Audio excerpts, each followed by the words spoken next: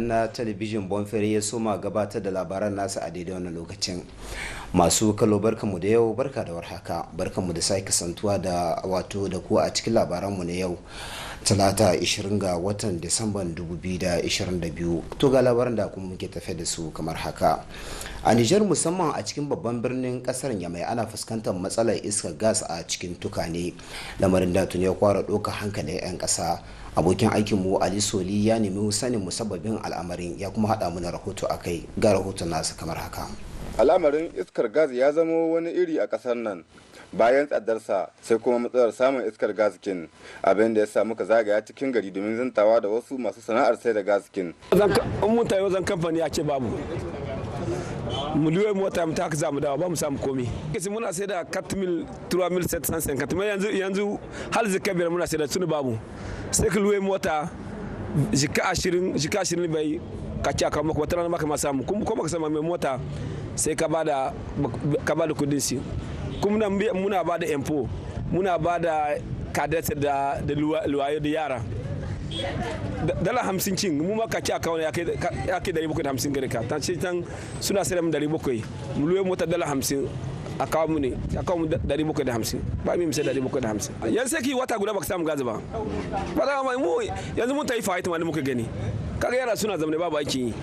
Mun sake yin kitabis da wani bawan Allah wanda shi kuma ya zo sayan gasikin ne, inda muka zanta da shi dangance da wannan matsalar ga kuma abin da yake cewa wajen harakokin gas din nan akwai matsala saboda matsaloli yana kaiwa mutum yana yin kwana 2 kwana 3 bai samu gas ba. Tun wancan satin na zo ne ma sai a ce babu ko ina, mutum ya je yawo wajen ina duka wajen da muka ji labarin akwai gas, tun da dama nan ne muke samun gas ko da wajen Alhaji Hamma, kuma gas yanzu ya kai wajen lokacin ne matsala mai tsauri, mai nema mu gashi, kuma alhali in ma ko ka samu din kuma gashi firi ya karu, kuɗi suna da yawa, mutane suna shan wahala wajen neman kuɗi, talakawa muna shan wahala wajen neman kuɗi, kuma gas gashi kuma shi ma kudin shi sai a hankali. Mu shaida muku cewa dai shi dai wannan al'amari na matsalar iskar gas da kuma tsadarsa ta zamo abinda ta zamo ga al'umma, abinda al'umma ke aza ayar tambayar cewa ko a ina ne wannan matsalar ta taso, abinda yasa muka nemi zantawa da wasu masu kamfanonin sayar da iskar gas, abin ya ci tura inda suka ki yarda su yi muna bayani. Hakan yasa wasu ke tantamar cewa masu kamfanonin sayar da iskar gaskin suke da matsala, kuma alamu sun nuna hakan. Sai dai wani ɗaya daga cikin masu kamfanonin sayar da iskar gaskin ya bayyana mana cewa shi fa wannan al'amari na iskar gaskin to kawai abin da ya fi dacewa mu je mu bar shi. To madalla, har wayokin dai a birnin Yamai kungiyar Aksan Afrik ce ta gudanar da wani babban taron hada hulɗa tsakankanin masu saya da kuma masu sarrafawa da masu saya domin amfani da shi ko kuma kasuwanci, wanda wannan taron ke gudana a CCOJ da ke a birnin Yamai. Ɗaya daga cikin 'ya'yan kungiyar ya yi ma Abdulaziz Muhammadu ƙarin bayani ga abin da yake cewa. Wanga taron misali wuri ne kamar na kasuwanci da muke kiran manoma da 'yan kasuwa don sai mu ga masu hulɗa tsakankaninsu, don ka shi ne ke sa kasuwanci ya bunƙasa, manomi ya samu inda zai sai da kayan shi da daraja, shi kuma mai saye ya samu a jimilla kayan da zai samu ya sai.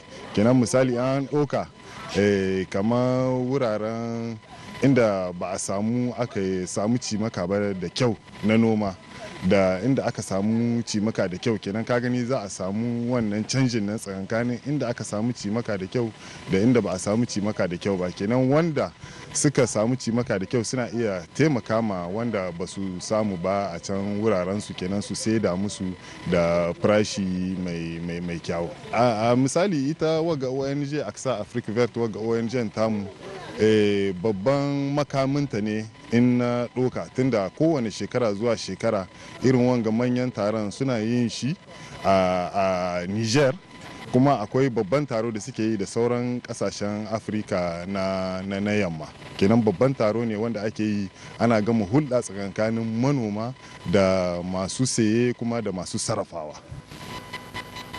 madalla a ɗaya ɓangaren kuma ofishin prime minister niger ne ya saka wani komiti wato da ake kira pdrem wanda zai rika ba da dama ko kuma bayar da dama wato wajen tallafa ma waɗanda ambaliyar ruwa ta shafa ko kuma waɗanda ke fuskantar ambaliya a ƙasar, wanda wato daraktan na ofishin prime minister shine wato shugaban wannan kwamitin.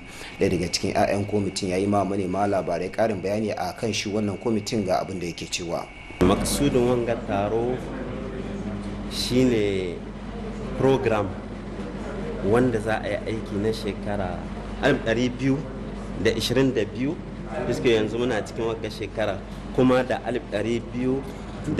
2023 kenan ayyukan da za a yi a cikin wa'anga shekarun su ne za a tsara a san mi da menene za a yi, ina ne za a yin su, wacce gunduma da wacce gunduma za a yin su, sa'annan a san haƙuɗi adadi nawa ne za a sa a yi wannan aiki. Kenan wannan shine an kai jimilla, an kai program ɗin nan, an ka kawo shi ga wanga komiti wanda ake cewa comité de pilotage, wanda directeur de cabinet na premier minister shi ke shugabanta wannan komite, kuma akwai directeur daban-daban na ma'aikatu, kama abin da ya shahi urbanism, ya shahi génie rural, ya shahi duka wa'annan ma'aikatu su ma mamba ne a cikin wannan komiti. Kenan wannan aiki ne za a gwada musu su yi amanna da shi ko kuma su kawo gyaran huska ga wannan aikin. Kamar shi wanga fidiram sabon proje ne, abin da ya sa ma gwamnati ta nemi tallafin ga bankin duniya domin a yi wanga tsarin na proje, domin kamar wadda kun ka gani canjin yanayi ya kawo abubuwa da yawa, a da yaushe akwai ambaliyar ruwa da sauransu. Shine an ka diba an ka gani wa'annan gundumomi ne wa'anda fasilaman suke samun wannan ambaliyar, su ne an ka ɗauki guda 14 wa'anda za a yi aiki a cikinsu domin a nisar da su da dukkan wannan matsala da ake samu. Aikin za a yi gotoci, za a yi hanya wa'anda ake ce ma fare-fare, za a yi kuma kamar gidan likita da sauransu da lakwal da abubuwa da yawa dai na gine-gine. To madalla, a ɗaya ɓangaren ku ƙungiyoyin fararen hula da ke fafutuka a fannin makamashi sun gudanar da wani taro tare da cibiyar nan ta sezawo ta ƙasashen yammacin afirka masu magana ko kuma amfani da harshen faransanci, wanda wannan taro ya mai da hankali akan waɗansu dokoki da suka shafi lamarin makamashi a waɗannan ƙasashen. Wato Isa Rabi'u na ƙungiyar seda wato kudaye ya yi ma manema labarai ƙarin bayani ga abin da yake cewa. Ba wai an yi ta bane saboda kowa da kowa, a'a sai wayansu kamar hukumomi wanda suke izinin sarrafa wutar lantarki daga ministar da lanji wanda suka samu authorization su kaɗai ne za su iya amfana da wanga doka, sai masu izini wanda suna da izinin ministar da lanji su kaɗai ne suke iya amfana da wanga doka.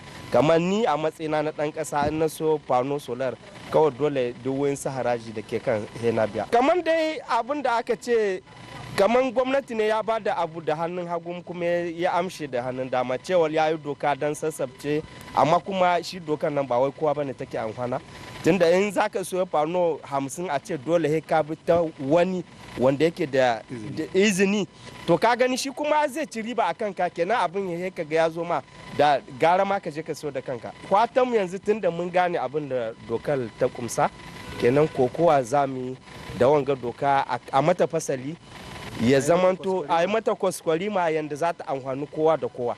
To dogaro da shi ne kokowa za a ci gaba da yi da su ofishoshin gwamnati, tunda dai suna shurara kuma sun ce suna shurara mutane, kenan akwai rezo na 'yan majalisa mai kula da kai wutar lantarki karkara, muna iya bi ta hanyar su a yi doka ta kirki wanda za ta amfani kowa da kowa. Hukumar yaƙi da fatauci da kuma ta'ammali da miyagun ƙwayoyi a Nijar Okritis ta yi nasarar cafke wa'yansu 'yan kasar Nigeria guda 3 a yankin Arlit na jihar Agadez wanda suke dauke da wato kwayar huda iblis wanda ta haura kilogram 1 wanda hukumar ta cafke su a ranakun 10 zuwa 12 ga watan nan na Desamba da muke ciki, wanda kuma daga bisani aka gabatar ma manema labarai da waɗanda aka kama da ma kayan da aka samu a hannunsu. Alisoli ya haɗa mana rahoto ga rahoton nasa. Jami'an tsaron 'yan sanda masu kula da yaki da miyagun kwayoyi suna ci gaba da gudanar da ayyukansu, inda a wannan karon jami'an suka sake cafke wasu dauke da miyagun kwayoyi a can garin Arlet bayan kama wasu da suka yi a satin da ya gabata. Ga da daga cikin jami'an 'yan sandar da karin bayani. Yau kamar dai yadda babbar hukumar nan mai kula da yaki da fataucin kwaya da saidata da shanta, to kuma sun yi wani babban kamu a can jiha Arlit, can ƙasa Agadas. An samu kimanin kilo 1 da 'yan ƙiƙoƙi na hoda iblis ko kain da kuma heroin. To wannan kwaya an samu kama mutum 3 waɗanda ke fatauci wannan kwaya. Duka asalin 'yan Najeriya ne. 2 sun hito daga Lagos. 1 ya bi ta ƙasar Benin ya shigo Nijar ta Gaya, da can kuma ya fada Arlit. Yakin nan shi na 2 kuma sai ya biyo ta ɗan Barto jihar Zandar, shi ma don shi isa can Arlit din. Na 3 shi kuma daga Konakiri, Gine Konakiri, can da ya fito ya biyo ta ƙasar Mali ya koma ƙasar Burkina Faso, ya fito ta Makalandi kuma zuwa can Arlit inda an ka kama su. Amma inda za su zuwa da wannan kwaya shine ta Manaraset, ƙasar Algeria. To sai aka samu an ka kama su kamar yadda kuka gani ga sunan kamar 'yan duwatsu waɗancan na dauri. To haɗe ta ne suka yi cikinsu, kamar abu ne ba a cewa sabo, tun da tana yiwa a can dauri ma an taɓa yin haka na, amma yanzu wannan abin ya fi kamari saboda haɗiya na suka yi, in suka samu daɗa sun ka sha shi kenan. To abinda wannan ƙwaya misali dai kamar in aka samu saida ta hi miliyan 45. Shaida muku cewa dai safarar miyagun kwayoyi ta zama ruwan dare ga duniya, musamman ma a nan kasar Nijar, inda kasar ta Nijar ta zama cibiya ko kuma hanyar masu safarar miyagun kwayoyi, abinda ya zama wani aiki neman kuɗi musamman ma ga matasa. Su dai waɗannan matasan da aka kama dukansu ɗan asalin kasar Najeriya ne, su guda 3. To madala an gaida Alisoli da wannan rahoto. Masu kallon tashar Bonferey kuma duka karshen labaranmu na yau kenan na sashen Hausa. A madadin abokanan aiki da suka tallafa min gabatar da shirin ne Hamisu Abdullahi da Musa Bano da ya tsara gaba ɗaya mukan ci da ku a cigaba da kasancewa da shirye-shiryen tashar Bonferey. Bonferey ku duniya ce a tafin hannunku. Masu salam.